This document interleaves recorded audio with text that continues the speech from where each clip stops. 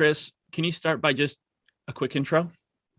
Sure. I'm Chris Lord. I teach two classes, the Solar MBA and the Financial Modeling class. My background, I was trained as a lawyer and spent most of my career as a lawyer. But working at a small financing boutique, I had to learn to model. And as a result, I discovered that modeling is an incredibly important tool to understanding any business transaction, but in particular, renewable energy transactions. And that's how I got started teaching the classes, simply because it was a great way for me to learn as I went. And over the last 15 or 20 years now, I would say my modeling skills have improved dramatically. And every day I see the power of modeling. So my job is I talk to a lot of students that take your classes. And I wanted to record this because I think that they don't often understand how big a deal it is to learn this skill. And the analogy I make is like, I can understand electricity and Ohm's law, but if I am not an electrician, I can't earn a living as an electrician. And I think what you're teaching people is like a phase change in their career. And it helps them level up in a way that it unlocks a whole bunch of opportunities for them. So I just wanted to ask you a couple questions. One is, can you help illustrate what the ability to do financial modeling has enabled you to do in your career? First, let me start with the observation that financial modeling looks intimidating. And I'm not or never was a numbers person before I started modeling. And I have discovered that modeling itself is very simple. And in fact, there's a premium on keeping the models simple enough to do the job, but not so complicated that they obscure or the result or increase the likelihood of mistakes. So I encourage everybody just being able to read and understand how a model works. You may not want a model, you may not have the time to model, but just understanding how to read and work with a model is a critical skill, and it's not that hard to learn. Let me start by showing you, or I'm going to share my screen here and show you one of the basic models that we use and pick up in the class. And that's just a basic financial tool that we have here. And it's a fairly straightforward thing, but it looks complicated. What we have here is an inputs page and an outputs page, right? And then we have the actual calculations on these other worksheets. And so on the dashboard, you'll see that we're able to pull out and see the results. And this is the power of modeling. So for example, in here, you can see quickly both what the investment required is, but you can see the project IRR that's a result of things that you've seen people who take the class, what they do with this. Well, one thing I will say that this model taught me when I began using it almost a decade ago, and I've been updating and improving it ever since, but the immediate thing I saw was the whole PPA price. Often people get really worked up about what's the right price to offer the client and produce the return. But what I think I learned was that it's really an important thing to have on a distributed energy project like a CNI project, to have an escalator, because it allows you to start with a smaller PPA price. And you can see that impact of the slow, steady increase, but it assures customers because that lower PPA price makes the project feel more competitive. So I would say that's one of the most important things that it taught me. But I also began to understand better how the ITC works and the value of the depreciation, and in particular, how the construction cost can impact all of the inputs that you put over here. And this model is useful for not just, understanding what the IRR is, but you can experiment with it. For example, you've got a PPA price and an escalator here. You can change these and instantly see the impact on your IRR. Same thing with lease prices, for example, or if you're going to purchase the site, you can see the immediate impact of a change in price, whether it's a lease or a purchase, on your IRR. So it's a really powerful tool for figuring out quickly whether a project is economically viable or not. So can you give me examples of ways that you've used this in the real world? I'll tell you one quick story. I had a client who was responsible for getting a joint venture negotiated with a large utility. It was a pretty overwhelming task at first, but the idea was that the utility was going to acquire 5 projects from this developer. And they spent several weeks negotiating back and forth on an ever increasingly complex process. And they had called me in to kind of help them try to compromise for a reasonable resolution. And so, in the particular context of that discussion, I listened to them through an entire call. I was driving a car at the time, so I couldn't model anything. At the end of it, I asked if they modeled it. They said, well, actually, no, they hadn't. So when I got home, I built a quick little model, a very simple one, and it demonstrated very quickly that within the multiple scenarios they had picked, there was only one pricing scenario that worked, only one to produce a win for both parties.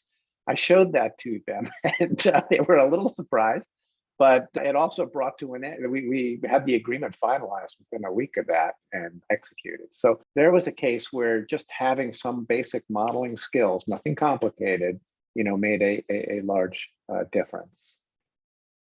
Yeah, I mean, it's the difference between getting a project built and a deal made and not. And there's a lot of money in that, right?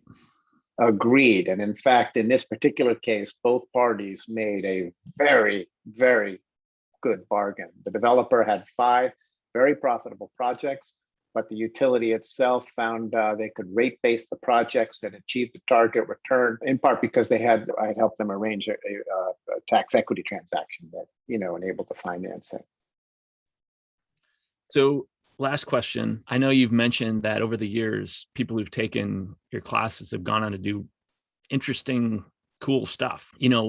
Without having to name names or companies or anything, can you give me a flavor for what some of those stories are? Sure. I will say that for the students who, get through the course and then try to apply the skills, they move much faster up the skill curve, but also it allows them to take on more. 2 students that I've had that come to mind were one of them went off and started his own company, and it went through several iterations in which solar was simply was a major part at first and then became a smaller part of an integrated energy package. And this guy's modeling skills improved dramatically, not just during the course, but even after the course.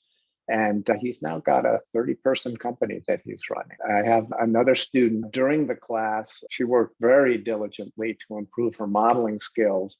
And she was trying to move from the oil and gas industry into the renewable space. And the last week of the class, she got a new job with a very significant player in the renewable space.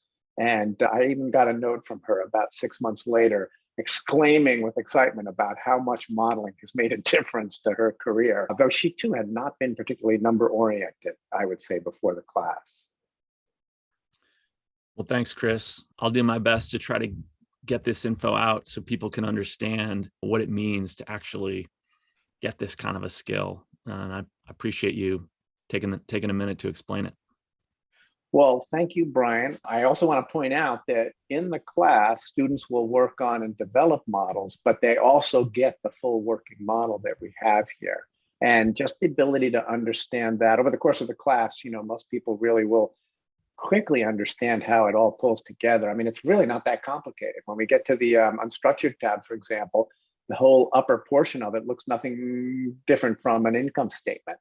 And it's very simple formulas. There's nothing very complex in there. And then we also have the valuation analysis, which just flows from it. It's just simply looking at the cash and the tax benefits. The nice thing about this is, though, you can also look at projects with and without leverage. And that's a little more complicated of a tool, but really useful to understand the role of debt and how it works.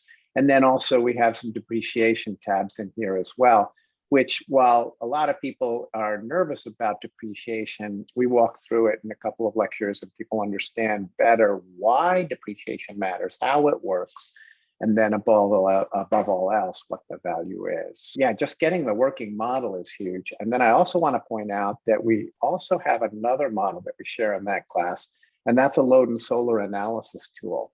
It basically allows you to take a customer's load we do it in hourly intervals, so you only have 8,760 hours in a year. But that tool you get allows you to look closely at the load and see how it fluctuates over seasons, months, days of the week, etc. And then it also allows you to start to size batteries and figure out how and where a storage system will work.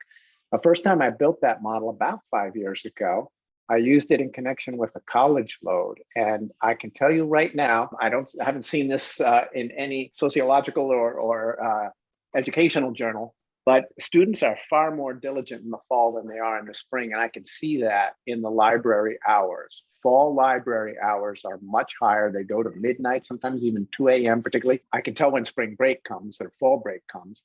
But particularly over the Christmas break, you can see the buildup and then the crash as the school's load goes to zero. And knowing all that information allows you to size a battery very effective for that outcome. So, hey, any big things you're really excited about, opportunities over the next few years, things you see changing with your world that you think are important trends? well, I think the most important one is batteries right now. I modeled that first battery, as I said, 5 years ago. And today, I know in Hawaii, for example, you have to have a battery on every project, or at least that's what the new regulations are going to require. But in addition, having that battery knowledge has allowed me to push harder. I recently worked with a client. We used this model to figure out what the value of 1,700 acres of land in PJM that this client had accumulated.